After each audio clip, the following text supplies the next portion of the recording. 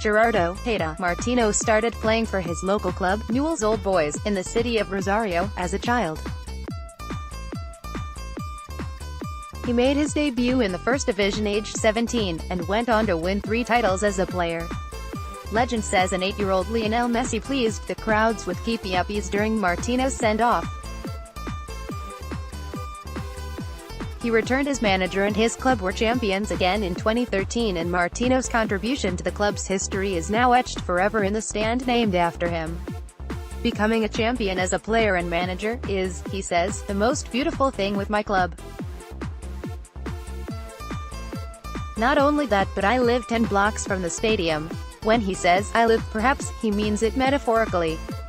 In reality, he is currently living in Atlanta, USA, where he has taken on a new challenge. Atlanta United came to see me in Rosario in September 2016 and asked if I was interested in participating in the project, he says. MLS, I wasn't a league I followed closely, obviously not. But I had a few months to get to grips with it. We started talks in September 2016 and Atlanta started competing properly in February 2017. In that time I was able to embrace the system, familiarize myself with MLS, and with the footballing idea. So, what took a man who had managed Argentina and Lionel Messi's Barcelona to Atlanta United, a new club playing in the relative obscurity of MLS? It was an opportunity to start the story from the beginning, says Martino, who felt the blank canvas of creating a team from scratch wasn't a million miles from his experience as a national manager.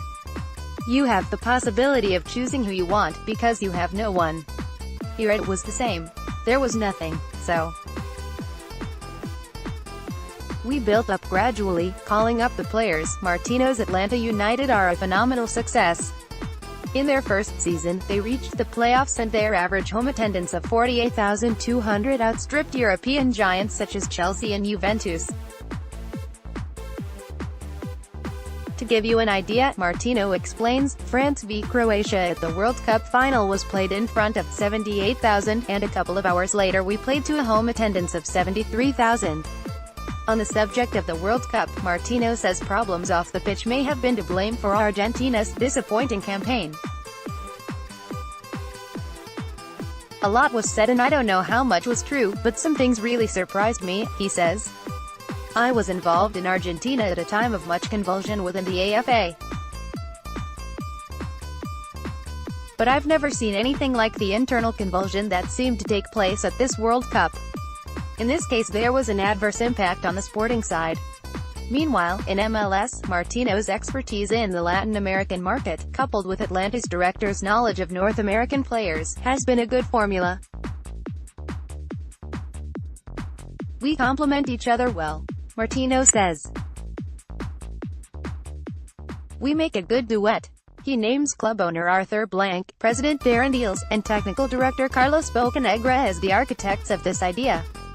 Why do I have to give explanations of why I'm here? I wanted to be here. We have a team that works well, that plays well, Martino says, aware that they have achieved what they set out to do, and some. He finds MLS very interesting. You have teams with very defined styles of play, very good work executed excellently. Very physical league, with teams like Columbus or Kansas who stand out through possession football, or New York Red Bulls, with a high-pressing game. Martino is aware that many regard the league as a place where aging stars go to end their careers, but he is quick to point out exceptions. Look at a player like David Villa. He came here and far from ending his career, returned as an international for Spain as a result of playing here. Tata Martino during his time with Barcelona. He says managing the club was a treat.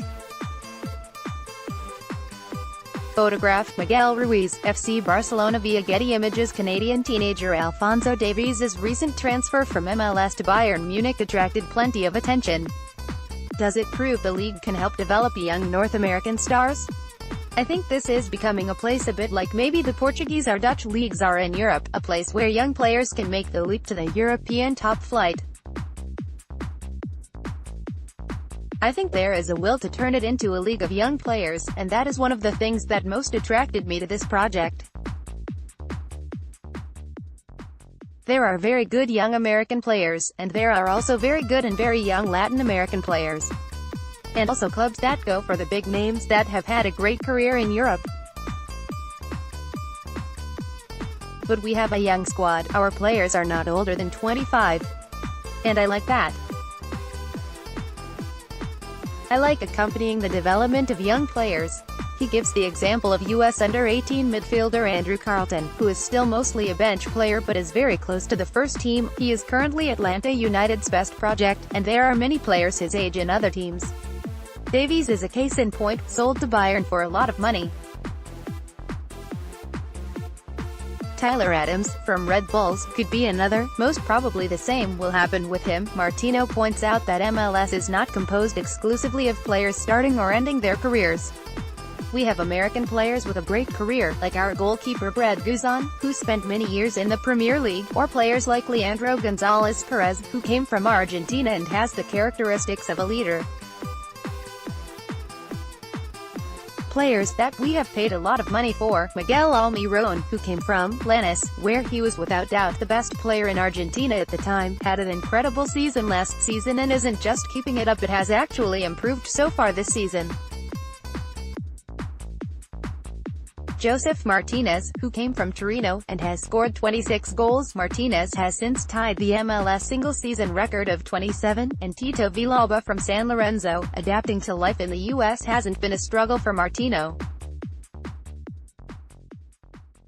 A lot of it has to do with personal tastes. It's a country I've always liked. An opportunity to live a once-in-a-lifetime experience in a country I like, and also I was influenced by many years working in places of very high public exposure. This was a chance to get away from that a little bit. He mentions everything Barcelona or Argentina mean in terms of media, and says there is something very refreshing in the US, where the eyes of the nation turn to other sports such as baseball or basketball. He finds it much easier to concentrate on what I like and know, which is training my team. In my other jobs I wasted a lot of time on things which shouldn't have taken up so much time. I mentioned that's a very Marcelo Bielsa thing to say, and he laughs, aware that comparisons with the other Newell's legend follow him around. That the comparison also makes him uneasy, saying on the one hand he feels the comparison is divine, and that when the press say someone is like Bielsa, one literally gets offered work. On the other, he says the media are forever making pronouncements and then asking him to justify them. The same argument applies to his career, in a way. He has managed Barcelona, a treat, and Newell's, a double treat. He relished his 5 years in Paraguay at national level, and enjoyed managing Argentina. Why do I have to give explanations of why I'm here? I wanted to be here. And it's been a boom. Martino sees his role as leading the team that accompanies the boom, the people, the stadium, which he says is the best in the world, with a footballing concept that works well. Born into a club, in a city, in a country where football is intrinsic to identity, history and tradition, he is now conquering the new, in every sense.